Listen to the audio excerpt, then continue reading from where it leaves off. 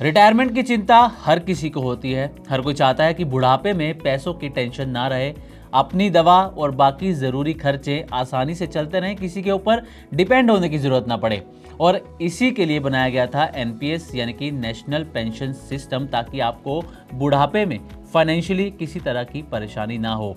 लेकिन क्या आप जानते हैं कि अब एनपीएस में इतिहास का सबसे बड़ा बदलाव करने की तैयारी शुरू हो गई है।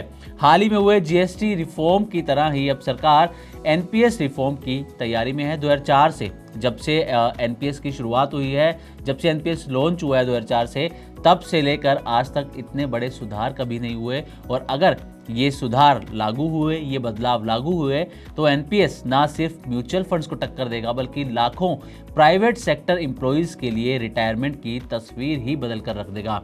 आज की इस वीडियो में हम आसान भाषा में आपको समझाने की कोशिश करेंगे कि आखिर एनपीएस में क्या क्या नए बदलाव किए जाने का प्रस्ताव है, क्यों सरकार और पेंशन रेगुलेटर पीएफआरडीए इन बदलावों पर विचार कर रहे हैं, और इसका सीधा असर आपके रिटायरमेंट और पैसों पर कैसे पड़ेगा। इस सब पर डिटेल में बातचीत करेंगे। और सबसे पहले आपको ये बताते हैं कि आखिर एनपीएस है क्या। एनपीएस, जैसा कि हमने आपको बताया कि नेशनल पेंशन सिस्टम, इसकी जो शुरुआत है वो 2004 में हुई थी, और इसका जो मकसद था वो ये था कि लॉन्ग टर्म में सेविंग्स और रिटायरमेंट में आपको एक स्टेबल इनकम मिल सके। आप इसमें जो पैसा लगाते हैं हर महीने या सालाना, जो भी पैसा आप इसमें इन्वेस्ट करते हैं, वो पैसे इक्विटी, बॉन्ड या फिर गवर्नमेंट सिक्योरिटीज़ में इन्वेस्ट होते हैं।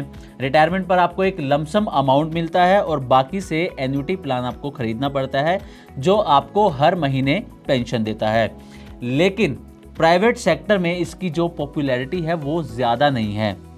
अब क्यों? इसके पीछे 3 बड़े कारण हैं। पहला जो बड़ा कारण है वो ये कि इसमें टैक्स बेनिफिट्स जो हैं वो लिमिटेड हैं। चार्जेस जो हैं उस पर एक स्ट्रॉन्ग कैप है, सख्त कैप लगा हुआ है चार्जेस के ऊपर। और जो इसके ये जो प्रोडक्ट है वो ज़्यादा फ्लेक्सिबल भी नहीं है, जिसकी वजह से प्राइवेट सेक्टर के जो एम्प्लॉयज़ हैं उनमें एनपीएस ज़्यादा चर्चित नहीं है। अब आते हैं कि जो फंड मैनेजर्स हैं, या फिर ये कहें कि जो पेंशन फंड मैनेजर्स एक्चुअली जिन्हें कहा जाता है पीएफएम, वो क्या बदलाव चाहते हैं, क्या रिकमेंडेशंस उन्होंने दी हैं, प्रस्ताव में क्या कहा गया है, तो इस पर एक बार नज़र डाल लेते हैं। तो द फिनप्रिंट की रिपोर्ट के मुताबिक पेंशन फंड मैनेजर्स ने जो सुझाव दिए हैं वो ये हैं कि जो स्टॉक्स में, अगर स्टॉक्स की बात करें कैटेगरी के हिसाब से, तो अभी जो इन्वेस्टमेंट है एनपीएस में वो टॉप 200 कंपनीज में या टॉप 200 स्टॉक्स में होता है। लेकिन प्रस्ताव में ये मांग है कि टॉप 500 स्टॉक्स, या फिर यूं कहें कि टॉप 500 कंपनीज में इसके इन्वेस्टमेंट हो, यानी कि इसका दायरा जो है वो बढ़ाया जाए, टॉप 200 से दायरे को बढ़ाकर टॉप 500 किया जाए।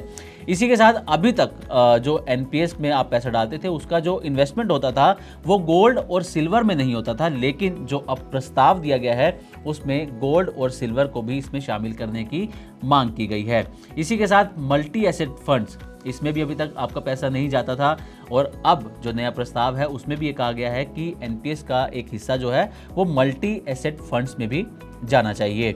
एआईएफ, रिट्स या इनविट्स, ये एसेट क्लास ए जो मौजूदा निवेश होता है वो एसेट क्लास ए में होता है, लेकिन अब नए प्रस्ताव में कहा गया है कि एसेट क्लास सी और ई में भी, ई को भी इसमें जोड़ा जाए और इसमें भी निवेश किया जाए।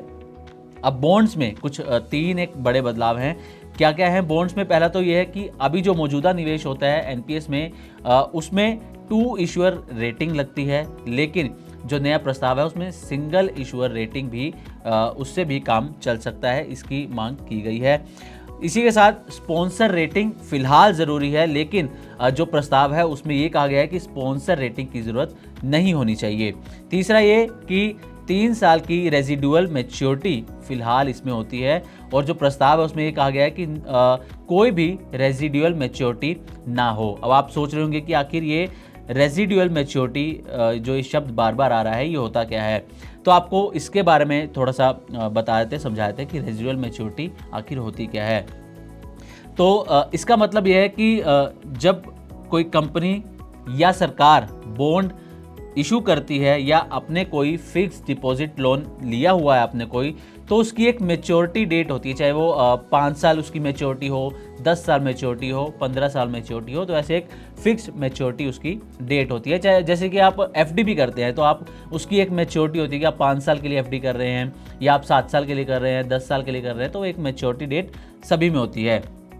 लेकिन बीच में किसी भी समय अगर आप देखो कि अब उस मैच्योरिटी तक कितना समय बचा है, तो उसी को रेसिडुअल मैच्योरिटी कहते हैं। यानी कि मान लीजिए कि आपका जो मैच्योरिटी पीरियड था वो 10 साल था, अब उसको 7 साल पूरे हो चुके हैं, अब बचे हैं 3 साल, तो इसी जो 3 साल बचे हुए हैं इसी को रेसिडुअल मैच्योरिटी कहा जाएगा। एक एग्जांपल भी आपको देते हैं, मान लीजिए कि एक बॉन्ड 10 साल का है और 2020 में ये इशू किया गया था, अब चल रहा है 2025, यानी कि 5 साल इसको बीत चुके हैं और अब 5 साल इसके बचे हुए हैं, और जो 5 साल बचे हुए हैं उसे ही रेसिडुअल मैच्योरिटी यहाँ पर कहा जाएगा। तो ये होती है रेसिडुअल मैच्योरिटी। अब हमने नज़र डाली थी कि क्या कुछ मांग जो है वो पेंशन फंड मैनेजर्स ने की है, क्या बदलाव वो चाहते हैं। अब और भी कुछ अहम बदलाव हैं जो पेंशन फंड मैनेजर्स चाहते हैं। तो द फिनप्रिंट की रिपोर्ट के मुताबिक पेंशन फंड मैनेजर्स की ये भी डिमांड है कि जो इक्विटी में इन्वेस्टमेंट लिमिट है अभी वो 75% है एनपीएस के अंदर, यानी कि 75% हिस्सा आप इक्विटी में इन्वेस्ट कर सकते हैं एनपीएस का, लेकिन इसे बढ़ाकर 90% करने की मांग की गई है नए प्रस्ताव में। इसी के साथ अल्टरनेटिव इन्वेस्टमेंट फंड्स और गोल्ड सिल्वर ईटीएफ्स में भी पैसा लगाने की मांग है, जैसा कि इसके बारे में हमने आपको बताया भी कि गोल्ड सिल्वर को भी जोड़ने की बात इसमें कही गई है। इसके साथ ही 35 से 55 साल वालों को ज़्यादा फ्लेक्सिबिलिटी देने की भी यहाँ पर बात की जा रही है। इसके साथ ही मल्टी एसेट फंड्स, जैसा कि हमने आपको अभी बताया था, मल्टी एसेट फंड्स लाने की बात है जिनमें इक्विटी, डेट, गोल्ड, सिल्वर, इन सभी का जो है एक कॉम्बिनेशन होगा। इसके अलावा म्यूचुअल फंड्स की तरह ही एक सिंगल टीईआर ये भी लगाने की बात की गई है। अब इस पर सिंगल टीईआर क्या है, इस पर आपको थोड़ी सी एक बार डिटेल दे देते हैं कि सिंगल टीईआर की क्या मांग है। दरअसल अभी एनपीएस में चार्जेस कंट्रीब्यूशन लिंक्ड हैं, यानी जितना कंट्रीब्यूशन उतना कमीशन। अब प्रपोजल है कि म्यूचुअल फंड्स की तरह ही एक सिंगल टीईआर यानी कि टोटल एक्सपेंस रेशियो ये लगाया जाए, और ये जो टीईआर है ये लगभग 0.5% से 0.6% एएम के हिसाब से हो सकता है। तो इससे फ़ायदा क्या होगा, इससे फ़ायदा ये होगा कि ट्रांसपेरेंसी बढ़ेगी और सब्सक्राइबर्स को कोस्ट समझने में एक आसानी यहाँ पर मिलती हुई नजर आएगी। इसी के साथ ही एन्युटी की तरह एन्युटी की जगह पर जो एन्युटी प्लान हम खरीदते हैं इसमें, उसकी जगह पर सिस्टमेटिक विड्रॉल प्लान ये लाने की बात कही जा रही है। इससे रिटर्न्स आपके बेहतर होंगे और फ्लेक्सिबिलिटी इसमें ज़्यादा मिलेगी, क्योंकि इंश्योरेंस कंपनीज की एन्युटी रेट्स जो है वो कम होते हैं। इसलिए SWP जिसको हम कहते हैं सिस्टमेटिक विड्रॉल प्लान, इससे आपको फ्लेक्सिबिलिटी ज़्यादा मिलेगी और रिटर्न भी ज़्यादा अच्छे मिलेंगे। अब इस पर एक्सपर्ट्स की क्या राय है, अलग अलग एक्सपर्ट्स की आपको एक बार राय बता देते हैं कि वो क्या कहते हैं इसके ऊपर। तो द फिनप्रिंट की रिपोर्ट के मुताबिक HDFC पेंशन फंड के CEO श्रीराम अय्यर, इनका कहना है कि इक्विटी में इन्वेस्टमेंट लिमिट 75% से बढ़ाकर 90% होनी चाहिए। साथ ही AIFs यानी कि अल्टरनेटिव इन्वेस्टमेंट फंड्स, इनको और गोल्ड सिल्वर ETFs को भी एनपीएस के दायरे में लाना चाहिए, एनपीएस में जोड़ना चाहिए। इसके अलावा SBI पेंशन फंड के CIO संदीप पांडे, इनका कहना है कि एनपीएस में मल्टी एसेट फंड और टारगेट मैच्योरिटी फंड भी ज़रूरी हैं, इनको एनपीएस में ज़रूर शामिल किया जाना चाहिए। इसके अलावा ICICI पेंशन फंड, इसके CEO सुमित मोहिंद्रा ये कहते हैं कि डिस्ट्रीब्यूशन और चार्जेस का मॉडल बदलना फिलहाल ज़रूरी है और म्यूचुअल फंड्स की तरह ही सिंगल टीईआर इसमें होना चाहिए, जैसा कि अभी हमने आपको टीईआर के बारे में बताया भी था। इसके अलावा सेबी रजिस्टर्ड इन्वेस्टमेंट एडवाइज़र हर्ष रुंगटा, इनका कहना है कि एनपीएस तभी ग्लोबल लेवल पर प्रासंगिक बनेगा जब इसमें फोर्स्ड सेविंग्स या टैक्स डेफरल जैसे बड़े बदलाव होंगे, तभी ये ग्लोबल लेवल पर प्रासंगिक होगा। अब इस पूरी कहानी का ये जो पूरे बदलाव जो प्रस्ताव दिया गया है, जो प्रपोजल है, और अगर ये बदलाव होते हैं, इसका ये निष्कर्ष क्या निकलता है? तो इसका निष्कर्ष ये निकलता है कि अगर ये बदलाव लागू हुए तो ये 2004 जब से एनपीएस लागू हुआ है उसके बाद सबसे बड़े बदलाव होंगे इसके इतिहास के, यानी कि करीब करीब 21 साल इसकी शुरुआत को हो गए हैं। सबसे बड़े बदलाव होंगे, सबसे बड़ी क्रांति भी ये हो सकती है। इससे क्या होगा कि इसमें आपको ज़्यादा फ्लेक्सिबिलिटी मिलती हुई नजर आएगी, ज़्यादा इन्वेस्टमेंट ऑप्शंस होंगे और साथ ही ज़्यादा ट्रांसपेरेंसी भी आपको इसमें देखने को मिलेगी। प्राइवेट सेक्टर एम्प्लॉयज़ और मिडिल क्लास इन्वेस्टर्स के लिए ये म्यूचुअल फंड जितना ही कॉम्पिटिटिव बन सकता है। लेकिन इसमें कुछ सवाल भी हैं। इसमें सवाल यह है कि क्या सरकार इन सुधारों को जल्दी मंजूरी देगी और क्या इन्वेस्टर्स एनपीएस में फिर से वैसा ही भरोसा दिखाएंगे जैसा उनका पहले शुरुआती समय में भरोसा देखने को मिला था। तो इन सवालों का जवाब तो वक्त ही देगा, लेकिन इतना पक्का है कि इससे आपकी जो रिटायरमेंट की तस्वीर है, अगर ये बदलाव होते हैं तो वो पूरी तरह से बदलने वाली है। हालांकि देखना ये होगा कि सरकार कब तक इन बदलावों को मंजूरी देती है।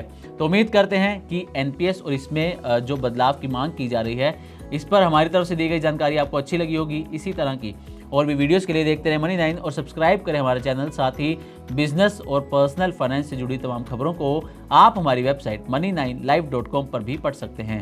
ग्लोबल संकेतों के दम पर कैसे खुलेंगे हमारे बाजार, क्या कह रही हैं खबरें और ब्रोकरी रिपोर्ट्स, किन शेयरों में बनेगा पैसा, बाजार खुलने के बाद क्या खरीदें, किन शेयरों को करें पोर्टफोलियो से बाहर, कैसा रहा बाजार का दिन भर का कारोबार, कैसे तैयार करें कल के बाजार की स्ट्रैटेजी। इन सब सवालों के जवाब जानिए मेरे साथ ओपनिंग बज और क्लोजिंग बज में इन वक्त पर सिर्फ मनी9।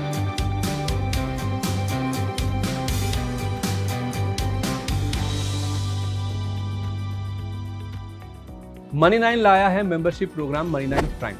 अब आपके दिमाग में कई सारे सवाल होंगे, मसलन आखिर क्या है ये मनी9 प्राइम, आपके लिए यानी दर्शकों के लिए इसके क्या फायदे हैं, और एक बड़ा सवाल ये कि मनी9 प्राइम से आखिर जुड़ना कैसे है। तो इसकी पूरी जानकारी हम आपको देने जा रहे हैं।